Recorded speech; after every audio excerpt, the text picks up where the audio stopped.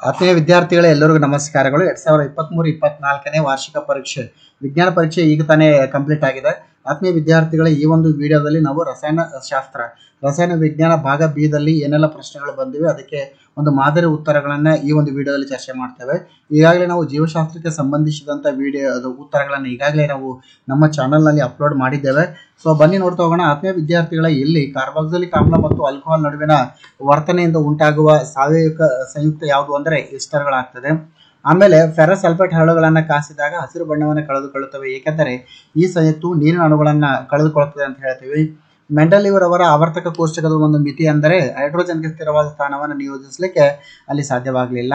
ಇನ್ನು ವಾಷಿಂಗ್ ಸೋಡಾದ ಯಾವುದಾದ್ರೂ ಎರಡು ಉಪಯೋಗಗಳನ್ನು ಬರೆಯಿರಿ ಅಂತ ಹೇಳ್ತೀವಿ. ಸೊ ವಾಷಿಂಗ್ ಸೋಡಾದ ಯಾವುದಾದ್ರೂ ಎರಡು ಉಪಯೋಗ ಏನಂದ್ರೆ, ಒಂದು, ವಾಷಿಂಗ್ ಸೋಡಾವು ಅತ್ಯಂತ ಕಡಿಮೆ ಬೆಲೆಗೆ ಇರುವಂಥದ್ದು. ಎರಡನೇದಾಗಿ, ವಾಷಿಂಗ್ ಸೋಡಾ ಏನ್ ಮಾಡ್ತದೆ ಅಂದ್ರೆ ಗಡುಸು ನೀರಿನಲ್ಲಿ ಕೂಡ ಬಟ್ಟೆಯನ್ನ ಸ್ವಚ್ಛಗೊಳಿಸ್ತದೆ ಅಂತ ನಾವು ಇಲ್ಲಿ ಹೇಳ್ತೀವಿ. ಸೊ ನೆಕ್ಸ್ಟ್, ಆಧುನಿಕ ಆವರ್ತಕ ಕೋಷ್ಟಕದಲ್ಲಿ ಆವರ್ತಗಳು ಮತ್ತು ಗುಂಪು ಎಂದರೇನು? ಆವರ್ತಗಳು ಅಂದ್ರೆ ಅಡ್ಡ ಸಾಲು, ಗುಂಪುಗಳು ಅಂದ್ರೆ ಕಂಬ ಸಾಲು ಅಂತ ನಾವು ಹೇಳ್ತೀವಿ. ಸೊ ಕೆಳಗಿನ ಕೋಷ್ಟಕದಲ್ಲಿ ನೀಡಲಾಗಿರುವ 4 ಧಾತುಗಳ ಎಲೆಕ್ಟ್ರಾನ್ ವಿನ್ಯಾಸಗಳನ್ನು ಗಮನಿಸಿ ಇಲ್ಲಿ ಒಂದು ಪ್ರಶ್ನೆ ಕೊಟ್ಟಿದ್ದಾರೆ. ಅವುಗಳ ಪರಮಾಣು ತ್ರಿಜ್ಯಗಳ ಇಳಿಕೆ ಕ್ರಮದಲ್ಲಿ ಬರೀರಿ ಅಂತ ಹೇಳಿದ್ದಾರೆ. ಸೊ ಇಳಿಕೆ ಕ್ರಮದಲ್ಲಿ ಬರಿಬೇಕು. ಇಳಿಕೆ ಅಂದಾಗ ದೊಡ್ಡದರಿಂದ ಇಲ್ಲಿ GHEF ಇದು ಸರಿಯಾದ ಉತ್ತರ ಆಗ್ತದೆ. ಸಾರರಕ್ತ ಸಲ್ಫೇಟ್ ಆಮ್ಲದೊಂದಿಗೆ ಸತುವಿನ ಚೂರುಗಳ ವರ್ತನೆ, ಈ ಒಂದು ಚಿತ್ರ ಬಹಳ ಇಂಪಾರ್ಟೆಂಟ್ ಆಗಿತ್ತು. ಈಗಾಗಲೇ ನಮ್ಮ ಕಳೆದ ಒಂದು ಇಂಪಾರ್ಟೆಂಟ್ ಕ್ವಶನ್ ಸೀರೀಸ್ ನಲ್ಲಿ ಅದನ್ನು ಕೂಡ ಎಕ್ಸ್ಪ್ಲೇನ್ ಮಾಡಿದ್ವಿ. ಸೊ ಅದನ್ನ ಬರ್ದಿದ್ದೀರಿ ಅಂತ ಭಾವಿಸಿಕೊಂಡು, ಇನ್ನು ಇಲ್ಲಿ ಕೊಟ್ಟಿರುವ ಕೋಷ್ಟಕದಲ್ಲಿ ನೀಡಲಾಗಿರುವ 4 ದ್ರಾವಣಗಳ pH ಮೌಲ್ಯಗಳನ್ನು ಗಮನಿಸಿ ಕ್ವಶನ್ ಕೊಡಬೇಕು. ಆಮ್ಲ ಶಾಮಕದ ತಯಾರಿಕೆಗೆ ಯಾವ ದ್ರಾವಣ ಬಳಸಬಹುದು ಅಂದ್ರೆ ಈಗಾಗಲೇ ಮಿಲ್ಕ್ ಆಫ್ ಮೆಗ್ನೀಷಿಯಾ ಅಂತ ಹೇಳ್ತೀವಿ. ಅದರ ಒಂದು pH ಏನಿದೆ 10.0 to 10.5 ವರೆಗೆ ಇರ್ತದೆ. ಸೊ ಸರಿಯಾದ ಉತ್ತರ P ಆಗುತ್ತೆ. ಯಾವ 2 ದ್ರಾವಣಗಳನ್ನು ಬಳಸಿ ತಟಸ್ಥ ಲವಣವನ್ನು ಪಡಿಬಹುದು ಅಂದ್ರೆ ಇಲ್ಲಿ ನೀವು 13.7 ಮತ್ತು 1.2 Q ಮತ್ತು S ಮತ್ತು P ಮತ್ತು S ಗಳನ್ನು ಬಳಸಿ ನೀವೇನ್ ಮಾಡ್ಬೋದು, ತಟಸ್ಥ ಲವಣವನ್ನ ಪಡಿಬಹುದು ಅಂತ ಹೇಳ್ತೀವಿ. ತಾಮ್ರದ ವಿದ್ಯುತ್ ದ್ವಿವಿಭಜನೆ ಶುದ್ಧೀಕರಣ ತೋರಿಸುವ ಚಿತ್ರ, ಇದು ಬಹಳ ಇಂಪಾರ್ಟೆಂಟ್ ಇತ್ತು, ಎಲ್ಲರೂ ಬರೆದಿರಬಹುದು. ಆಮೇಲೆ ಕೆಳಗೆ ರಾಸಾಯನಿಕ ಕ್ರಿಯೆಯಲ್ಲಿ ಉತ್ಕರ್ಷಣ ಮತ್ತು ಅಪಕರ್ಷಣಗೊಂಡಿರುವ ವಸ್ತುಗಳನ್ನು ಗುರುತಿಸಿ ಅಂತ ಇದೆ. ಸೊ ಆದ್ಮೇಲೆ ZnO+C ಇದೆ. ಸೊ ಸಿ ಆಮ್ಲಜನಕವನ್ನು ಪಡೆದುಕೊಂಡಿದೆ. ಸೊ ಸಿ ಉತ್ಕರ್ಷಣಕ್ಕೆ ಒಳಗಾಗಿದೆ. Zn ಆಮ್ಲಜನಕವನ್ನು ಕಳೆದುಕೊಂಡಿದೆ, ಇದು ಅಪಕರ್ಷಣಕ್ಕೆ ಒಳಗಾಗಿದೆ ಅಂತ ಹೇಳ್ತೀವಿ. ಕಮ್ಮುಟುವಿಕೆ ಅಂದರೆ ಏನು? ಇದನ್ನು ತಡೆಗಟ್ಟುವ ಯಾವುದಾದ್ರೂ 2 ವಿಧಾನಗಳನ್ನು ತಿಳಿಸಿ.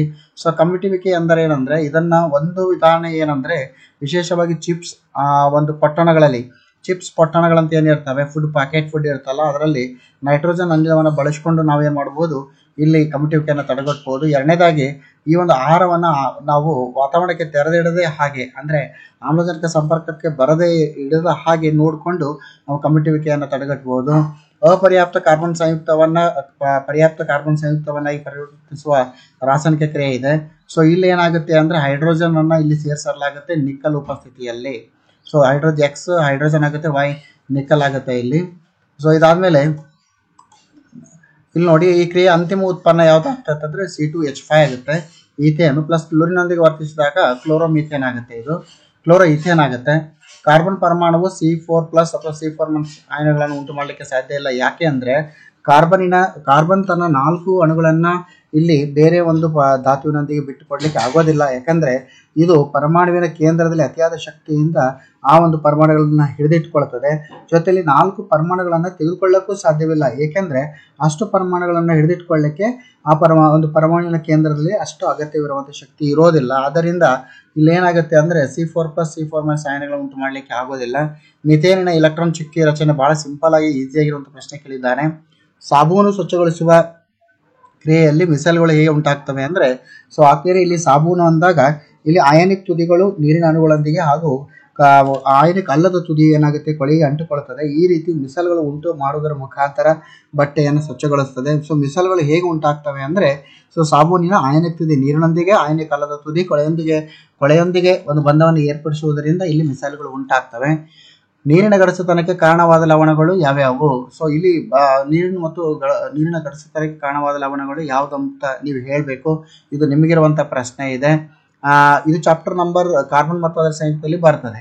ಬೆಳ್ಳಿ ಮತ್ತು ತಾಮ್ರದ ವಸ್ತುಗಳು ಮೇಲ್ಮೈ ಹೊಳಪನ್ನ ಹೇಗೆ ಕಳೆದುಕೊಳ್ತವೆ ಅಂದ್ರೆ, ಅದು ವಾತಾವರಣದಲ್ಲಿರುವಂತಹ ಆಮ್ಲಜನಕದೊಂದಿಗೆ ವರ್ತಿಸಿ ತಮ್ಮ ಮೇಲ್ಮೈ ಹೊಳಪನ್ನ ಕಳೆದುಕೊಳ್ತವೆ. ಗ್ಯಾಲ್ವನೀಕರಣ ಅಂದ್ರೆ ಏನು? ಸೊ ಗ್ಯಾಲ್ವನೀಕರಣ ಏನ್ ಅಂದ್ರೆ, ಒಂದು ಲೋಹದ ಮೇಲೆ ನಾವು ಜಿಂಕ್ ಪದರನ್ನ ಬಳಿಯೋದರ ಮುಖಾಂತರ, ಜಿಂಕ್ ಪದರನ್ನ ಹಾಕೋದರ ಮುಖಾಂತರ ಆ ಒಂದು ಲೋಹಗಳು ತಮ್ಮ ಹೊಳಪನ್ನ ಕಳೆದುಕೊಳ್ಳದೆ ಹಾಗೆ ನೋಡಿಕೊಳ್ಳುವಂತ ಒಂದು ಪ್ರಕ್ರಿಯೆ ಅಂತ ನಾವು ಇಲ್ಲಿ ಹೇಳ್ಬೋದು. ಇದಾದ ನಂತರ ಅಲ್ಯೂಮಿನಿಯಂ ಆಕ್ಸೈಡ್ ಉಭಯವರ್ತಿ ಆಕ್ಸೈಡ್ ಆಗಿದೆ. ಏಕೆಂದ್ರೆ ಅಲ್ಯೂಮಿನಿಯಂ ಆಕ್ಸೈಡ್ ಆಮ್ಲ ಮತ್ತು ಪ್ರತ್ಯಾಮ್ಲ ಎರಡರೊಂದಿಗೂ ವರ್ತಿಸಿ ಲವಣ ಮತ್ತು ನೀರನ್ನು ಬಿಡುಗಡೆ ಮಾಡುವುದರಿಂದ ಇದನ್ನು ಉಭಯವರ್ತಿ ಆಕ್ಸೈಡ್ ಅಂತ ನಾವು ಇಲ್ಲಿ ಕರಿತೇವೆ. ಸೊ ಆತ್ಮೀಯರೇ, ಈ ಒಂದು ವಿಡಿಯೋದಲ್ಲಿ ನಾವು ಮಾದರಿ ಉತ್ತರಗಳನ್ನು ಚರ್ಚೆ ಮಾಡಿದ್ದೀವಿ. ಸೊ ವಿದ್ಯಾರ್ಥಿಗಳೇ, ಈಗಾಗಲೇ ನೀವು ವರ್ಷ ಪೂರ್ತಿ ಈ ಒಂದು ವಿಜ್ಞಾನ ಓದಿದ್ದೀರಿ, ಸಾಕಷ್ಟು ಕಷ್ಟವನ್ನು ಪಟ್ಟಿದ್ದೀರಿ, ಪರೀಕ್ಷೆಯನ್ನು ಕೂಡ ಬರೆದಿದ್ದೀರಿ. ನಿಮ್ಮ ನಿರೀಕ್ಷಿತ ಅಂಕಗಳು ಬರಲಿ. ಆತ್ಮೀಯ ವಿದ್ಯಾರ್ಥಿಗಳೇ, ನಿಮ್ಮ ಒಂದು ಜೂನಿಯರ್ಸ್ ಏನಿದ್ದಾರೆ 9th ಸ್ಟೂಡೆಂಟ್ಸ್, ಅವರಿಗೆ ಈ ಚಾನಲ್ ಬಗ್ಗೆ ಪರಿಚಯ ಮಾಡಿಕೊಡಿ. ಖಂಡಿತವಾಗಿ ಕೂಡ ಈ ಒಂದು ಚಾನಲ್ ವಿಜ್ಞಾನದಲ್ಲಿ 80ಕ್ಕೆ 80 ಅಂಕಗಳನ್ನು ತೆಗೆದುಕೊಳ್ಳುವ ನಿಟ್ಟಿನಲ್ಲಿ ಅವರಿಗೆ ಹೆಲ್ಪ್ ಆಗ್ತದೆ ಅಂತ ಹೇಳ್ತಾ, ಜೈ ಹಿಂದ್, ವಂದೇ ಮಾತರಂ.